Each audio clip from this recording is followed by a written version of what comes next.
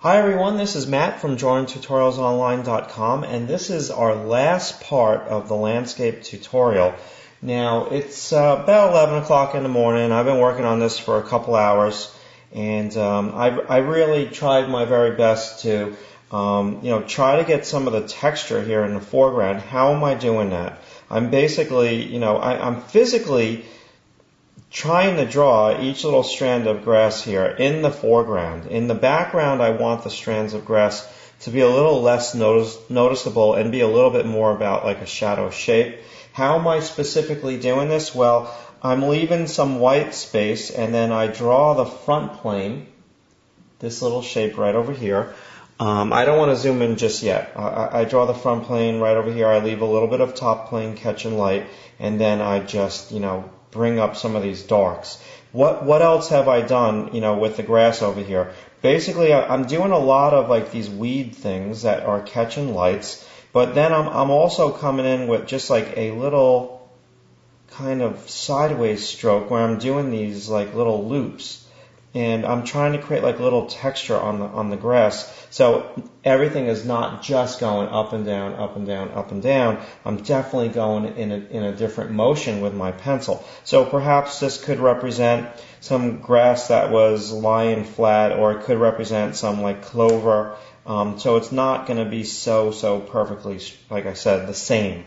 Now, what else have I done here this morning? Well, I've also worked a little bit more on this side, and I'm pretty much trying my very best to, like I said, come on in here, draw the shadow shape, and then there's cast shadow on the grass, and then the side plane of the weed leaf. Okay, so I'm trying to make the weed leaf a little bit lighter than the cast shadow.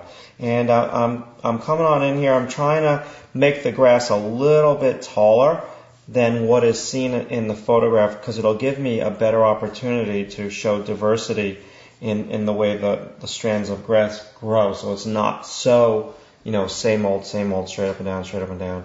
Now, I started also with doing this tree, and you guys pretty much saw me in chapter 2 do this tree. So now this tree's lighter in my photo reference, but what my job as the artist is to look at my value study, okay? And my value study is telling me that I need to make this at least a middle tone because of my L shape of dark, okay? Because that's my main thrust to my composition. So how am I doing this now? Well, my first lay-in of the value is just short, choppy strokes, just like what I'm doing zigzagged. So I'm zigzagging short, choppy strokes, and what I'm trying to accomplish here is I'm trying to accomplish leaving some little negative spaces, because these leaves are a little bit more about shape.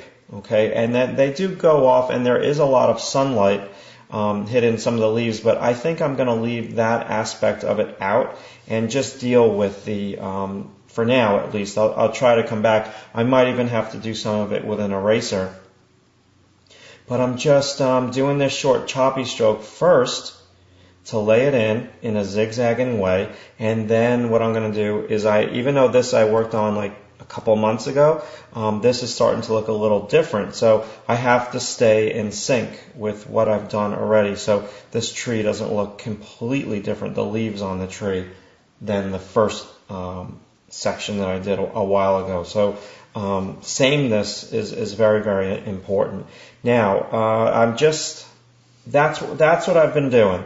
Okay, and again, I'm trying to really show the shade of this tree, and then this I'm leaving a lot of information out over there, like what we've already spoken about. Now, one area that's not quite finished is the window right over here.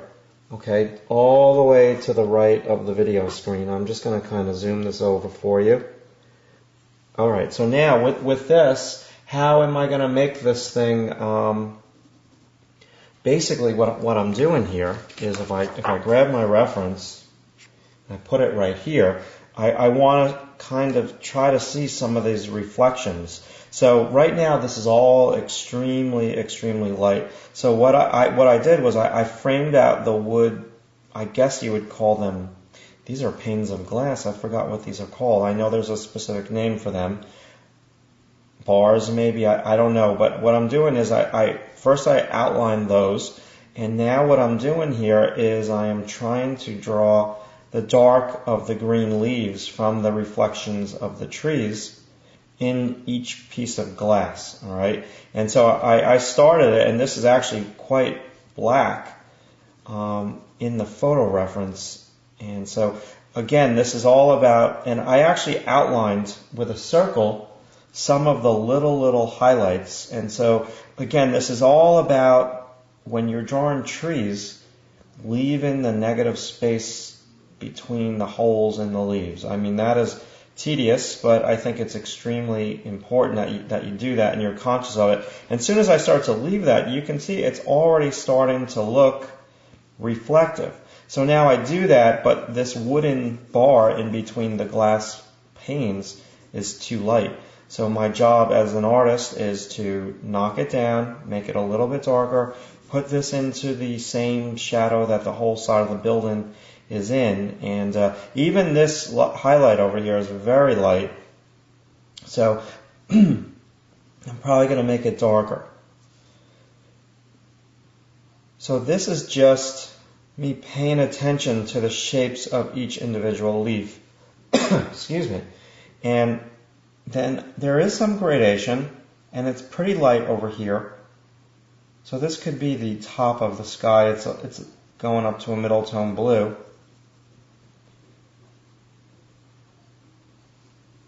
Now, oh boy, I think what I'm going to do here is I'm just going to keep this one a little bit lighter and not copy my reference so much, so perfectly. Outline the highlight, and I like the way that it looks actually on the video screen. It looks pretty good. I just got to make these pieces of wood that are separating the panes of glass. I got to make those skinny so it works, and I've got to also, when I'm doing this, take into consideration the stains on the wood and the perspective of the wood. Yeah, I like the way that it looks already. So what I'll do now, and I'm going to stop this video because we're just about at 8 minutes, is I'm going to just kind of go over some of this stuff and knock it down and just come in with a really sharp pencil. See how this is too light over here? This just all needs to be thrown into shadow. Super important that you get that you keep your values in sync. And yeah, it's okay. I mean, there's actually a very cool gradation going on here with the window pane. There'd be a little underplane. This would be darker against that light. Underplane. So I can go as crazy as I want, but if we step back from it now it's starting to get into its shadow mode, and it's not popping out. So this whole thing is going to be very in the shade, which is what I'm going for. So I'm going to work on it probably for about 45 minutes off camera and just kind of keep nitpicking. But if we zoom out and we just come on over here, you know, now that side of the building is actually starting to go into a really nice shadow, which is cool. Now, this is really tilted.